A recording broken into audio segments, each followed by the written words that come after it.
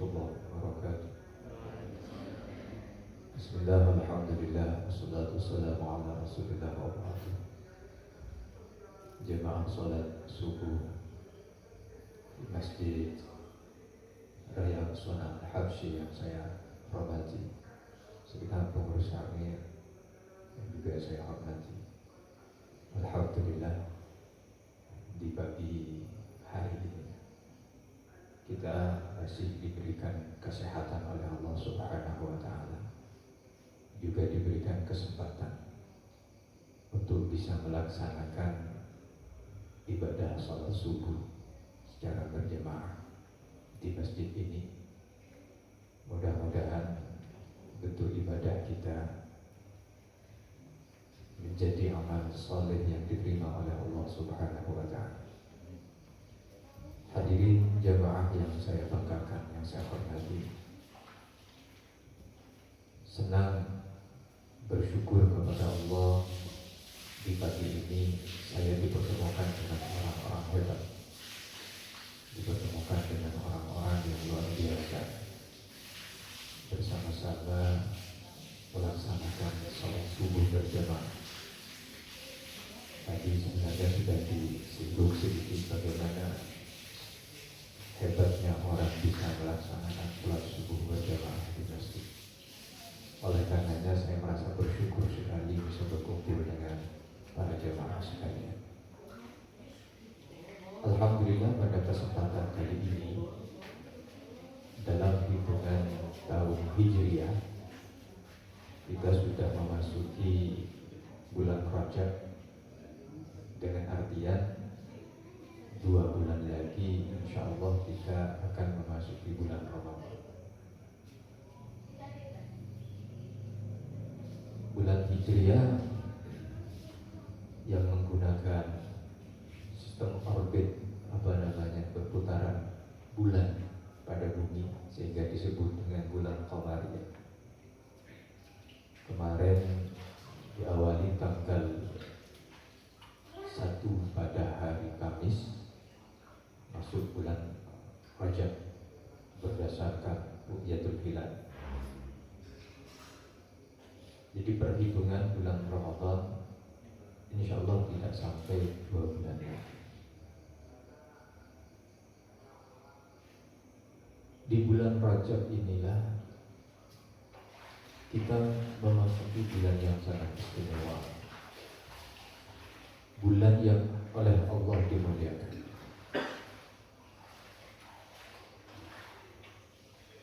Dalam surah dalam ayat Al-Quran dijelaskan, Inna iddatash shuhur indallahi 12 syahran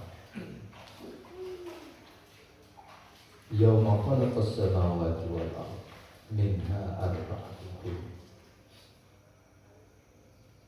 Dalam 1 tahun hitungan bulan itu 12 bulan.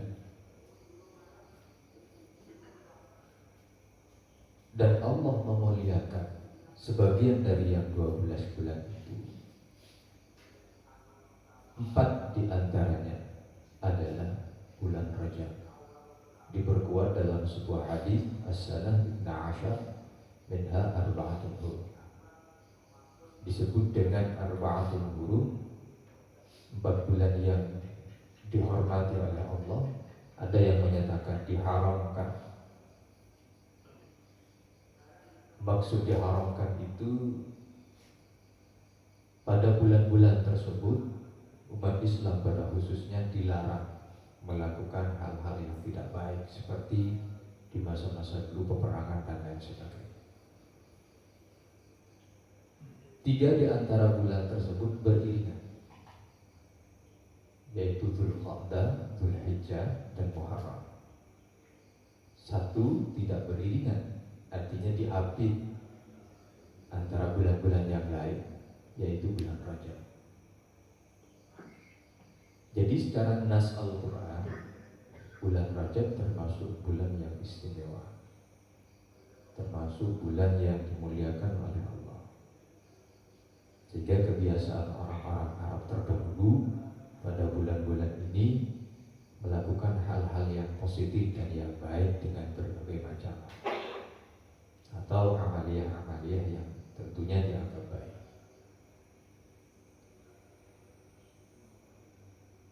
Yang kedua, pada bulan Rajab ini pula diperingatinya peristiwa Isra wal Mi'raj. Jadi peringatan Isra wal Mi'raj. Meskipun sebagian ulama selisih pendapat tepatnya itu bulan apa dan tanggal apa, tetapi sama-sama tidak ada dalil yang menyatakan itu sah, apakah di bulan Rajab atau di bulan yang lain. Sehingga indikator untuk mengarah kepada bulan Rajab merupakan pelaksanaan Isra wal Mi'raj sangat kuat. Akhirnya sebagian besar dari umat Islam merayakan pada bulan Rajab itu sendiri. Tidak penting menurut saya memperdebatkan tepat dan tidaknya. Yang lebih penting menurut saya adalah bagaimana kita menyambut tentang kewajiban sholat pertama kali sebagai bentuk ulang tahun daripada diwajibkannya sholat bagi kita. Karena perintah sholat merupakan satu-satunya perintah yang secara langsung Allah mandatkan kepada Nabi Muhammad, tidak melalui wahyu malaikat Jibril, tetapi langsung perintah Allah kepada Nabi Muhammad melalui peristiwa Isra wal Mi'raj tersebut. Setidaknya dua alasan ini kenapa bulan Rajab menjadi bulan yang sangat istimewa. Pertama, karena memang Allah sudah mengenas dalam Al-Quran, memberikan secara khusus, yaitu bulan-bulan yang diharamkan atau bulan-bulan yang dimuliakan dari 4 bulan tersebut. Yang kedua, dilaksanakannya peringatan Isra wal Mi'raj.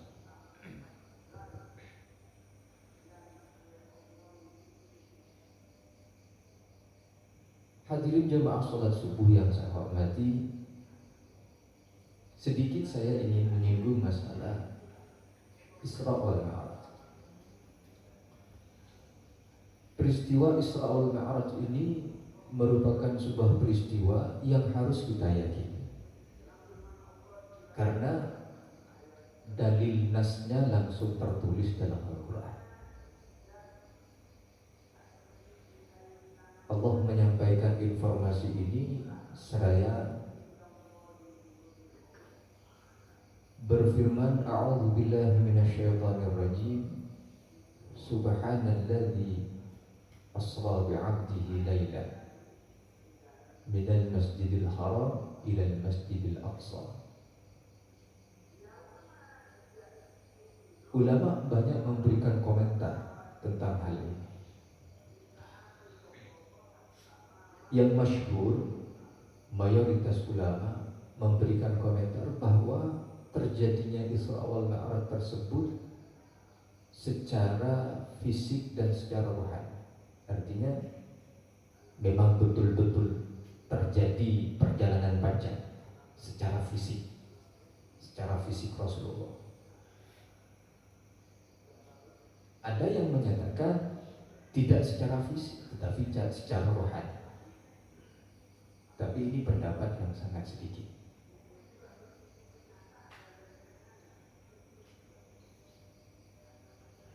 Apabila kita mengikuti pendapat yang masyhur atau jumhur ulama, bahwasanya peristiwa Isra wal Mi'raj itu terlaksana oleh Rasulullah dengan melalui fisik dan rohani, kita harus menanggapinya dengan tanggapan iman.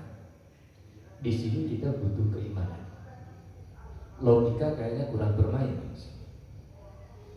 Kenapa demikian? Peristiwa Isra wal Mi'raj itu ada 3 alam sekaligus yang ditempuh. Pertama adalah alam nasud. Alam nasud ini alam di mana manusia ada di dalamnya atau disebut dengan alam manusia.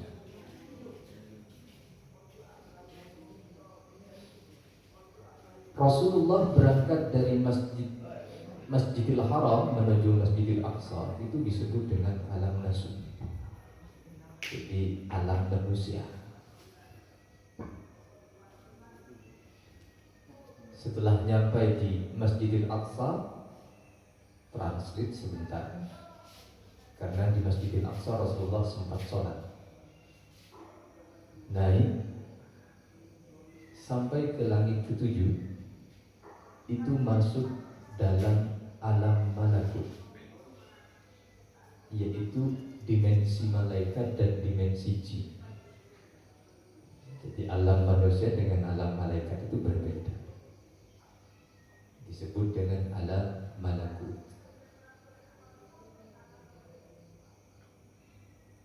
Sehingga alam malakut itu tidak identik dengan materi.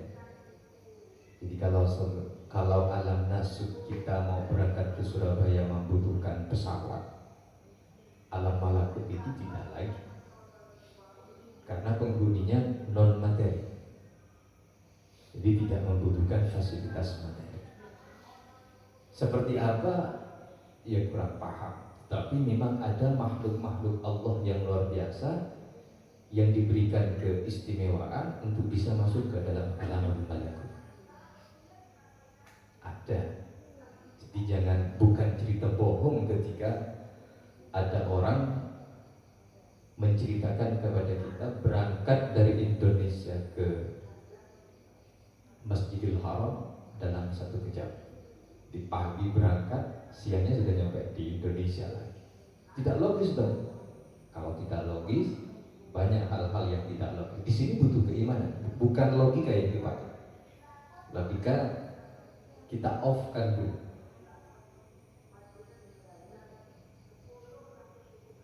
Sehingga Sayyidina Abu Bakar setelah menyatakan keislaman pasca Rasulullah memberikan informasi terjadinya Isra wal Mi'raj, Abu Bakar dikatakan gila. Karena untuk menjadi orang hebat harus gila terlebih dahulu pada menurut saya. Jadi orang-orang musyrik Mekah menyatakan alihada jama'tana ya Muhammad, apa kamu mengumpulkan kami di sini memberikan informasi yang tidak logis kayak gini. Semua masyarakat Mekah ketika itu menyatakan seperti itu. Aneh-aneh saja. Dalam waktu tidak sampai satu malam melakukan perjalanan yang sangat jauh dari Mekah ke Palestina, masih naik lagi. Sebelum fajar sudah datang di Mekah lagi. Kan ini nggak masuk akal, cerita tidak masuk akal. Alihada jama'atana kata orang musyrik. Tetapi Abu Bakar As-Siddiq langsung mempercayai. Jadi disebut orang gila.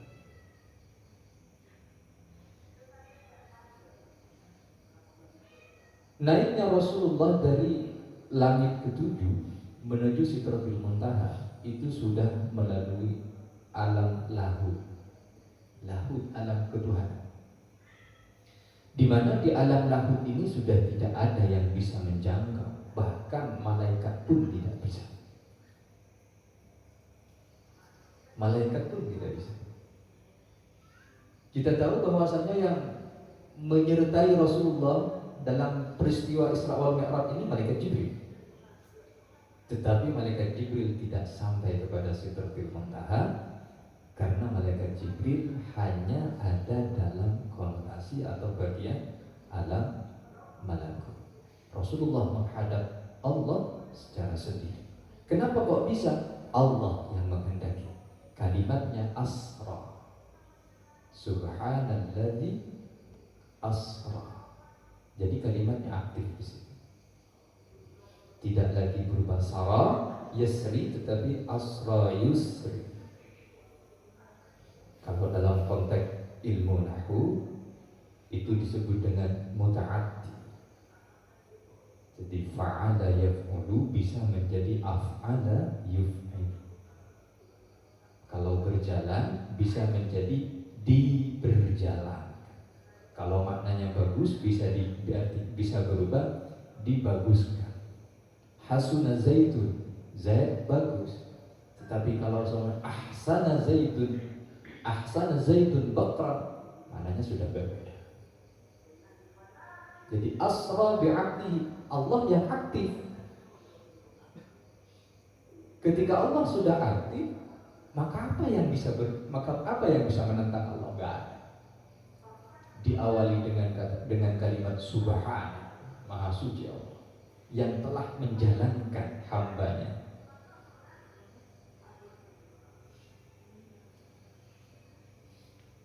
Tiga alam ini, mulai dari alam nasut, alam malakut, dan alam lahut, Rasulullah tempuh dalam jangka waktu yang sangat singkat untuk menerima perintah sholat.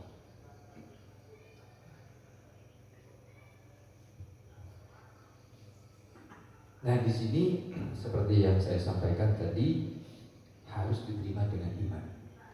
Harus iman yang dikedepankan. Karena tidak semua yang tidak masuk akal itu tidak nyata. Justru kadang-kadang yang tidak masuk akal itu yang lebih nyata. Contohnya, kita lahir dari sebab ada ayah, ada ibu. Jadi ayah dan ibu itu disebut dengan musabib atau yang menjadi sebab. Kita sebagai akibat karena ada bapak, ada ibu, kita lahir. Tapi ada manusia yang tidak sedemikian. Nabi Allah Adam alaihissalam, bapak tidak ada, ibu tidak ada, Allah mau jadi. Hampir sama dengan Nabi Allah Adam, Nabi Isa alaihissalam, ibu ada, bapak tidak ada, Allah mau jadi. Ditegaskan dalam Al-Quran, inna mathala Isa kamathali Adam khalaqahu min turabin thumma qala lahu kun fayakun. Proses penciptaan Nabi Allah Isa bagi Allah itu hampir sama dengan proses penciptaannya Nabi Allah Adam. Allah menciptakan Nabi Adam min turab, dari tanah. Summa qala lahu kun fayakun. Allah menginginkan jadi manusia, ya jadi. Allah yang mau, siapa yang bisa menghalangi? Allah yang mau, siapa yang bisa menghalangi? Ada banyak peristiwa yang Allah mau. Di antaranya penonaktifkan panasnya api. Jadi api itu pernah dinonaktifkan oleh Allah, yaitu peristiwa dibakarnya Nabi Allah Ibrahim alaihissalam. Di sebuah keterangan, Nabi Allah Ibrahim itu oleh Raja Namrud, proses pembakarannya menggunakan manjanik. Manjanik itu semacam katapel besar begitu. Kemudian Nabi Allah Ibrahim ditarik, dilepaskan. Artinya, kenapa demikian? Itu menggambarkan saking besarnya api. Jadi tidak ada yang bisa mendekati api tersebut. Nabi Allah Ibrahim harus dilempar dari arah yang sangat jauh. Cara melemparnya yang menggunakan manjanik. Manjanik itu bahasa Arab, maknanya katapil besar.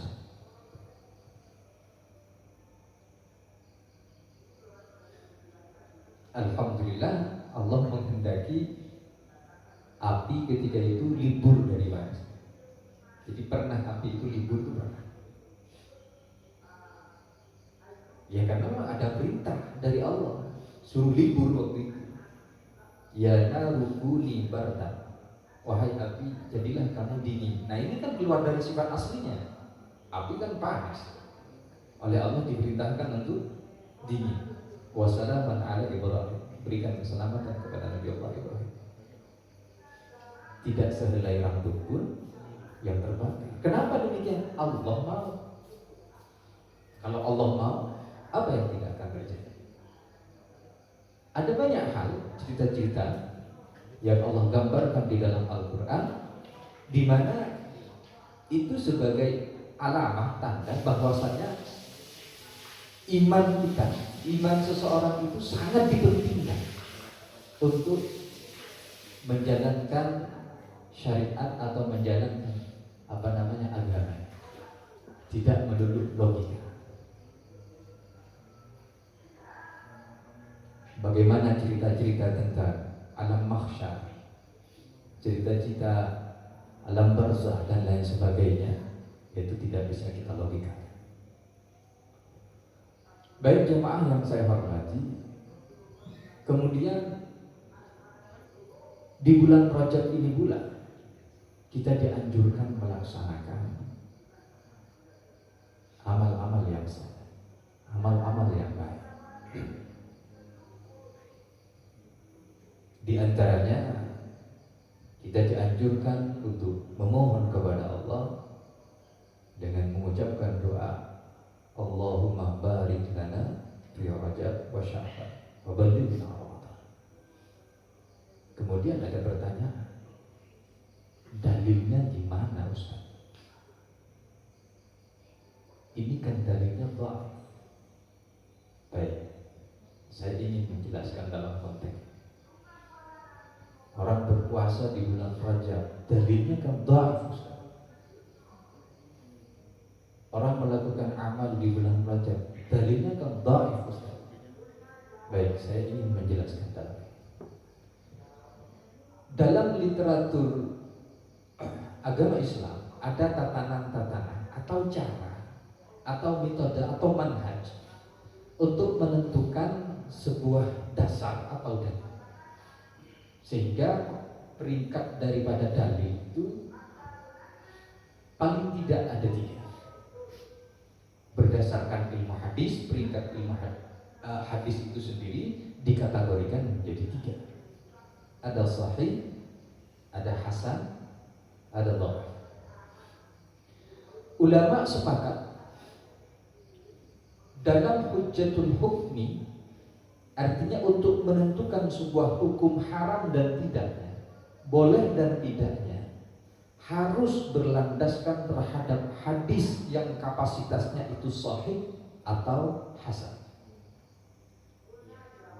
Artinya selain hadis sahih, hadis hasan tidak diperkenankan untuk dijadikan landasan dalam memastikan sebuah hukum. Apakah ini hukumnya wajib? Apakah ini hukumnya sunnah? Apakah ini hukumnya haram? Landasan hadisnya harus mencapai hadis sahih atau hadis hasan. Dalam konteks hukum. Jadi saya ulangi lagi, dalam konteks hukum, landasan hadisnya atau hujjahnya harus mencapai kapasitas hasan atau kapasitas sahih. Di bawah itu tidak bisa. Makanya di dalam kitab Bulughul Maram itu kumpulan-kumpulan hadis yang kapasitasnya sahih dan hasan, karena memang kitab Bulughul Maram itu menjelaskan tentang fikih, menjelaskan tentang sebuah hukum.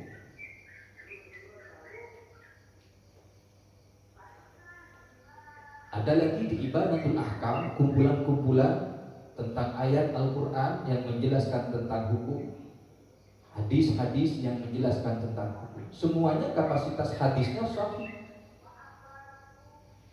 dan hasan. Lalu bagaimana dengan hadis dhaif? Hadis dhaif ini sedikit saya ingin menjelaskan apa itu hadis dhaif. Hadis dhaif ini salah satu perawi hadisnya ada yang tidak ditemukan, tidak nyambung kepada Rasulullah. Jadi dalam secara sanadnya satu rawi daripada yang meriwayatkan hadis ini nggak ketemu, makanya disebut dengan dhaif. Kalau di bawah dhaif ada yang mardud dan maudhu. Kalau mardud sama maudhu sudah nggak bisa dipakai, palsu itu namanya. Kalau hadis dhaif itu lemah Mas. Tapi kalau mardud atau maudhu itu ditolak. Karena rawinya bukan hanya tidak ada, yang ada pun tidak masuk dalam kategori rawi yang harus dipercaya atau tidak bisa memenuhi kategori thiqah. Yang meriwayatkan bukan hanya ada yang tidak ada, tetapi yang ada pun tidak masuk dalam kategori. Ini nggak layak, ini membawa hadis nggak layak karena orangnya ahli pemabuk dan lain sebagainya. Orang-orang yang tidak dipercaya. Nah, hadis dhaif itu hadis lemah. Kenapa kok dikatakan lemah? Karena salah satu daripada rawinya itu ada yang tidak ketemu. Ulama berbeda pendapat, tetapi sebagian besar menyatakan boleh menggunakan hadis dhaif bukan dalam konteks hukum, tetapi dalam konteks fadhailul a'mal. Apa fadhailul a'mal itu? Untuk menjadi pendorong bagi umat Islam agar melakukan amal-amal yang baik. Jadi berlandaskan hadis dhaif itu diperbolehkan. Contohnya seperti tadi, kita dianjurkan berdoa, Allahumma barik lana fi Rajab wa Sya'ban wa ballighna Ramadan. Supaya umat Islam melakukan hal seperti ini, menggunakan hadis dhaif itu diperbolehkan. Artinya hadis untuk memotivasi di dalam perbuatan-perbuatan yang baik. Jadi bukan karena kita tidak menemukan hadis sahih tentang masalah doa ini, kemudian kita memprovokator, ya janganlah. Ini saya tidak setuju. Hati-hati dengan hadis dhaif di bulan Rajab. Hati-hati dengan pelaksanaan hadis dhaif di bulan Rajab. Wah, ini banyak sekali. Yang diantaranya adalah doa Allahumma barik lana fi Rajab wa Sya'ban. Kalau untuk memotivasi kebaikan, tidak menggunakan hadis dhaif pun nggak apa-apa. Apa salahnya orang berdoa, ya Allah berikanlah kami keberkahan di bulan Rajab dan di bulan Sya'ban. Kemudian sampaikanlah kami, umur kami kepada memasuki bulan Ramadan. Ya sudah, orang melakukan seperti itu udah baik. Orang yang memohon kepada Allah, jangan ditanya lagi, kamu doa seperti itu apa alasannya, mana landasannya, lebih ya dong.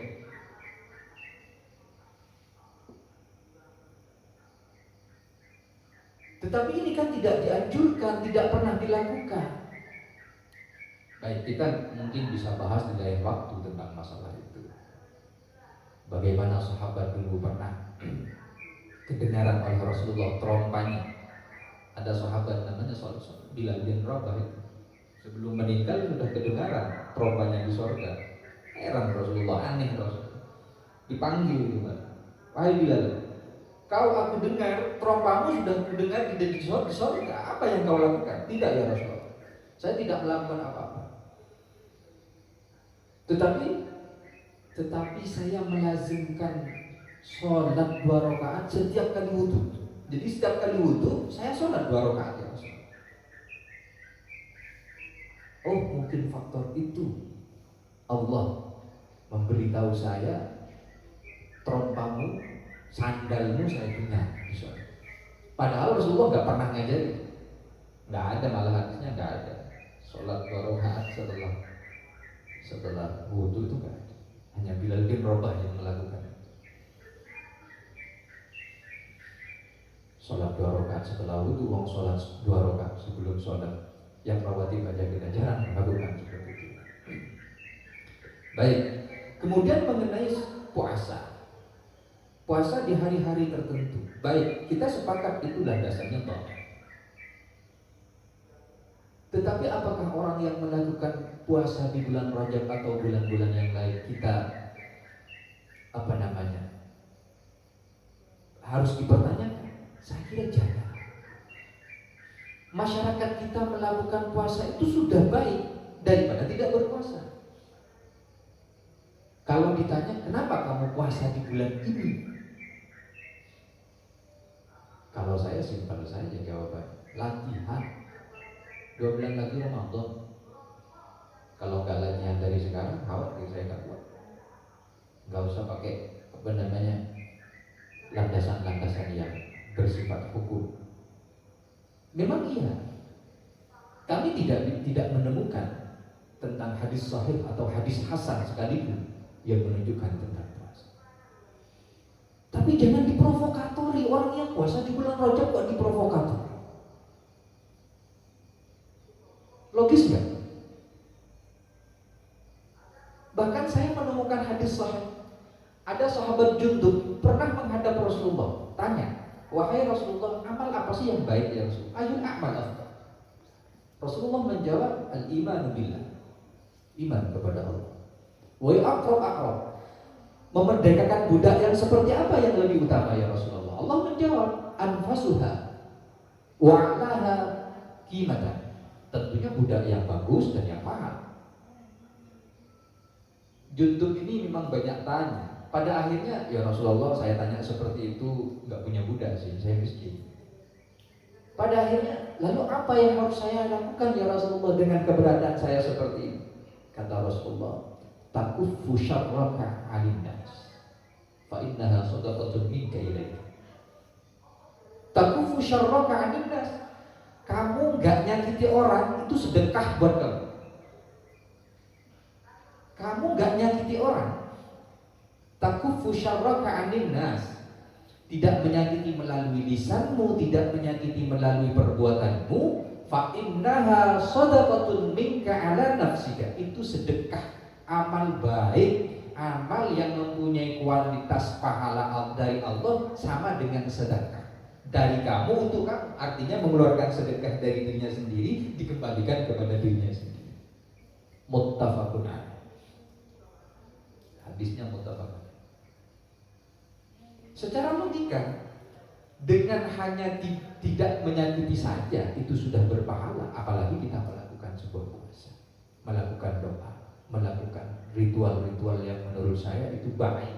Sholat, meskipun tidak harus mengkhususkannya, yang penting sholat aja. Sholat mutlak, sholat sunnah mutlak, dan sholat sunnah yang lain. Bagaimana ketika kita mendengar hadis Rasulullah menyatakan, tabassumuka li akhika shadaqatun minka. Kau senyum saja kepada saudara Islammu, sesama Islamnya senyum, itu sedekah kan? At-tabassum shadaqah, at-tabassum shadaqah, at-tabassum. Cuma nyenger aja itu dapat dinilai pahala. Masa orang yang puasa udah kata kasarnya udah haus-hausan, udah lapar-laparan, masih mau ditanya dalil sahihnya mana? Kamu ini bid'ah, enggak? Mikirlah.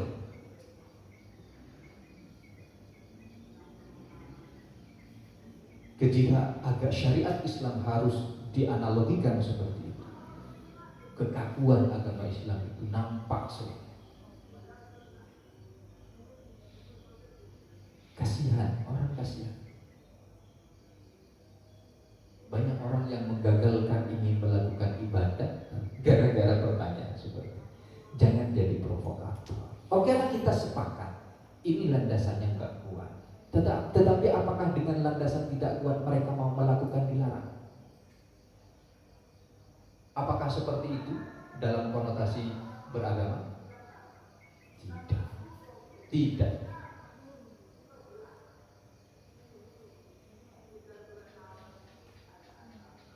Tentunya ulama-ulama kita lebih memahami kondisi keislaman kita, bahwasanya kondisi keislaman kita masih sangat lemah, sehingga perlu motivasi untuk melakukan.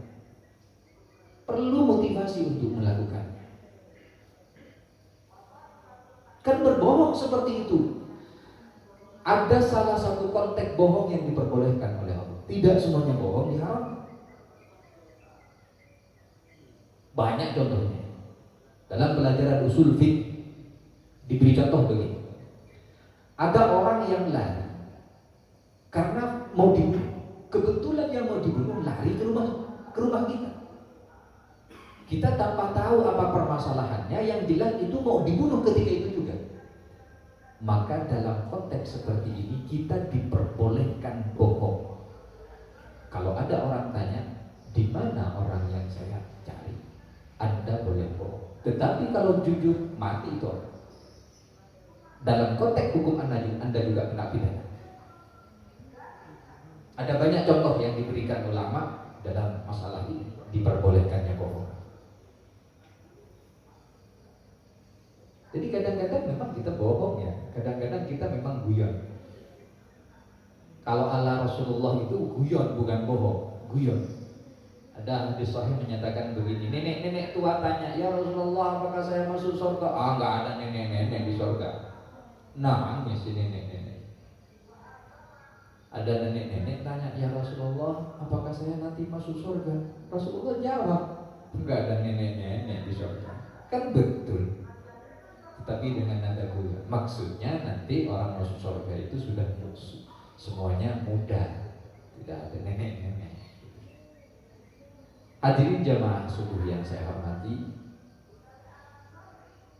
ada banyak amal-amal yang bisa kita lakukan di bulan Rajab ini untuk memperkuat keimanan kita. Tentunya menyiapkan mental kita pula menghadapi bulan Ramadan, yang salah satu di antaranya adalah berpuasa dan membaca banyak hal, seperti doa, kemudian sholawat. Untuk ukuran jumlah nggak ada, saya tidak menyebutkan harus berapa, terserah. Baca sholawat mau berapa aja terserah, bagus. Biar gak ditanya dasarnya, biar gak ditanya dalilnya lagi gitu ya. Karena sholawat yang baik bagi saya adalah sholawat yang dibaca, bukan sholawat yang apa dalilnya. Sholawat yang baik itu ya sholawat yang dibaca, bukan sholawat apa dalilnya. Hadirin yang dirahmati Allah, sedikit yang bisa saya sampaikan, tapi mudah-mudahan ada manfaatnya. Apabila ada hal-hal yang berkenan, mohon maaf. Ada kegelapan atau tidak sopanan dari apa yang saya sampaikan. Sekali lagi saya mohon maaf yang sebesar-besarnya. Terima kasih kepada pengurus takmir, kepada masyarakat, terima kasih banyak. Mudah-mudahan silaturahim ini bisa kita lanjutkan sampai kapan. Dari saya kurang lebihnya mohon maaf. Wa akhiran, assalamualaikum warahmatullahi wabarakatuh.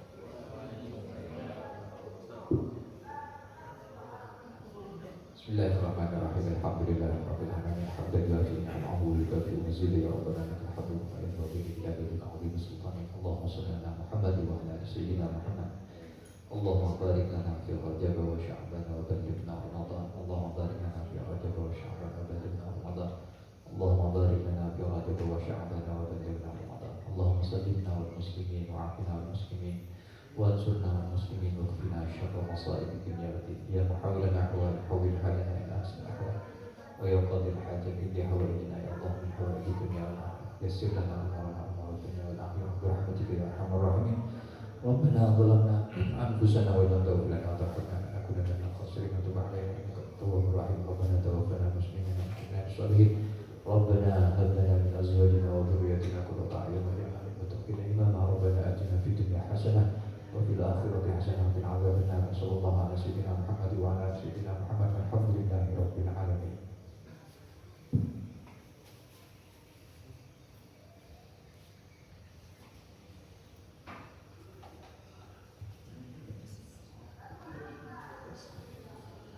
Alhamdulillahirabbil alamin. Puji syukur kehadirat Allah.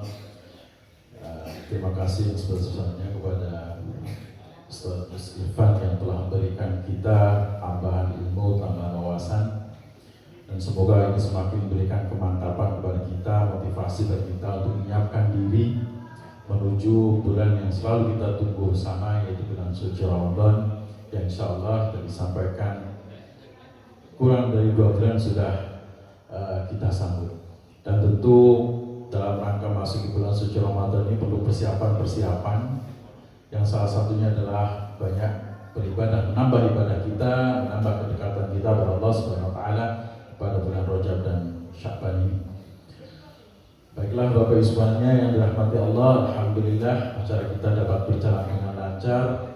Sekali lagi semoga kehadiran kita, langkah-langkah kita untuk hadir di majelis ini menjadi amal baik kita semuanya yang akan berikan kemudahan kepada kita semuanya menghadap Allah Subhanahu wa taala nanti.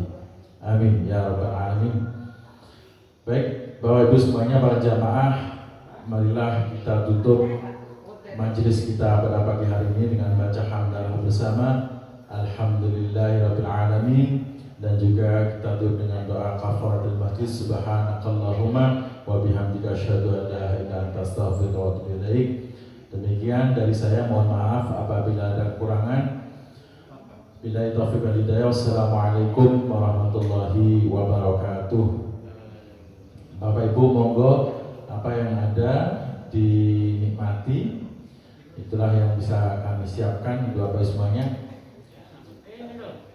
Mas, mohon bantu.